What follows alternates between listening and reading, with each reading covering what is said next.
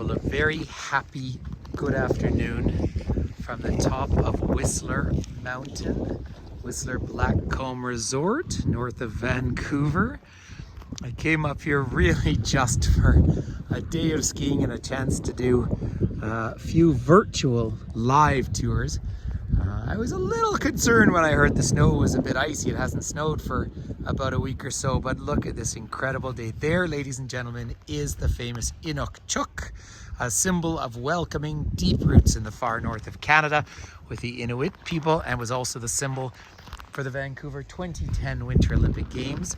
There, by the way, is also Black Tusk. Any climber would love to climb that, I think. I'm out by Garibaldi Park here, needless to say, if you know the area. So on the Sea to Sky Highway, I'm 125 kilometers north of Vancouver, about 50 north of magnificent Squamish, which is one of the best places for rock climbing. And then at Squamish, you start to get into Howe Sound, 42 kilometers long. But this is all a giant fjord, volcanic formations, of course. Some of these volcanoes dating back nearly 100 million years.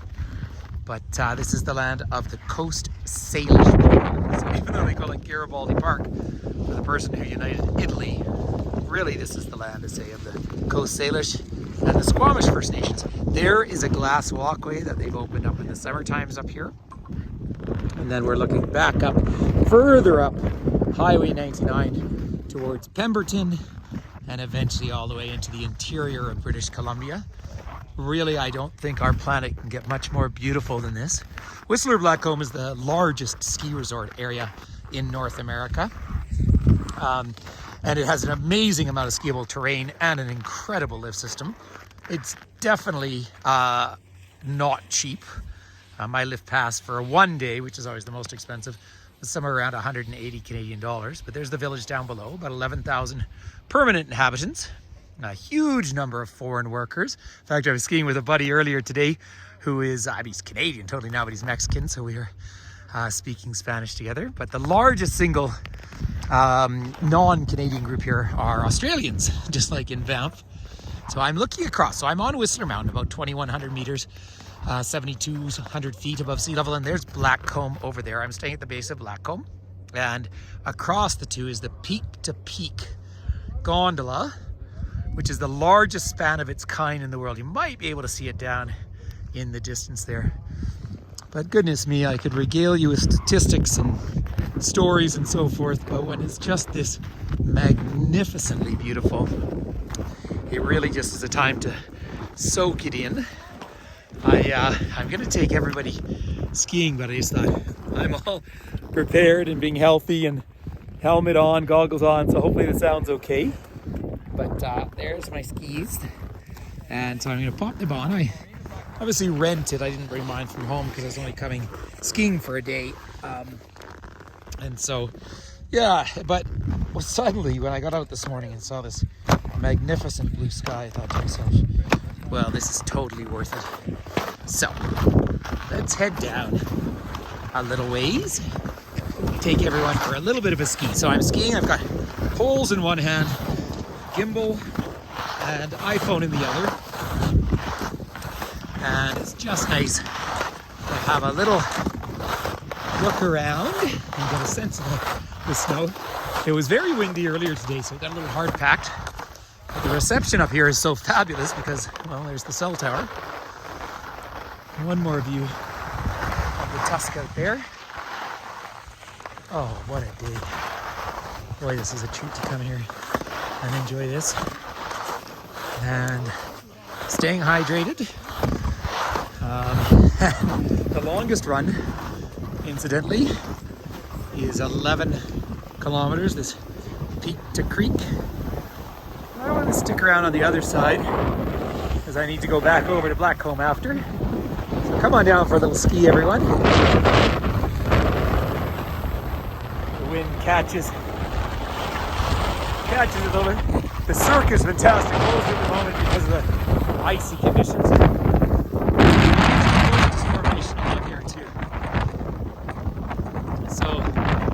Even though we all, those of us who are quite serious skiers, all dream about powder, those guys up there are actually checking avalanche conditions. That's what they're doing. I wonder if couloir is open. Close to the top. Those are the extreme chutes, as they, not as they call them, as they are. Couloir, of course, is basically like an avalanche chute area. At this mountain, or these two mountains, this resort just goes on and on and on. The snow is different. Say I live in the Rockies where you get the dry champagne powder. That's not the same thing here. But there's lots of fun lifts around here. And I actually, for some reason, prefer to have the gimbal in my left hand instead of the right when I'm doing these videos.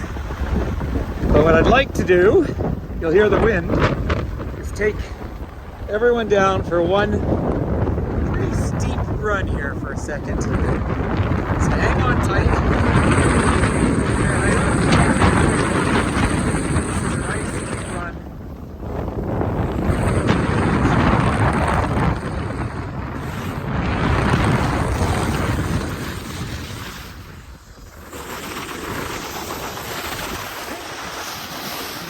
Beginner skier, it's not their fault. So I'm just saying, oh, there's a snowboarder sliding down just a little bit out of control. That should be just fine. But that's how steep this is. When you do fall on a snowboard like that, it's better just to take it on a slide route. Just fine, see? You've already stood up.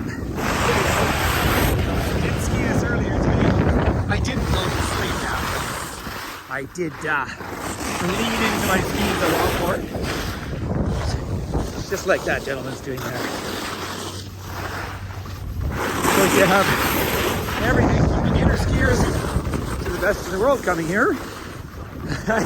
Say one of the famous residents of Whistler was Ross Rebliati. It was the first snowboard cross or snowboard downhill race gold medal, and then tested positive for a slight trace of cannabis, but they didn't take his medal because it's not performance enhancing.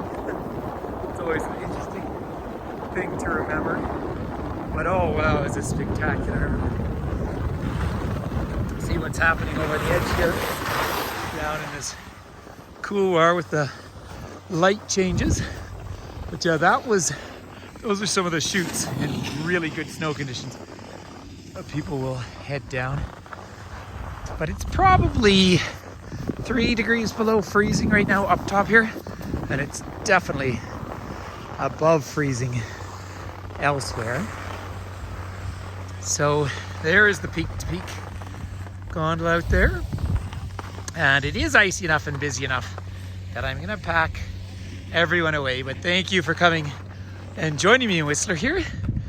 If you wouldn't mind subscribing, that's apparently something I'm meant to ask people to do. But really, I just have this channel up here to show people views when they can't make it onto a live virtual tour. But peace and love and happiness from here in the coastal ranges of beautiful British Columbia, Canada. Take care and please ski safely, and I look forward to connecting soon.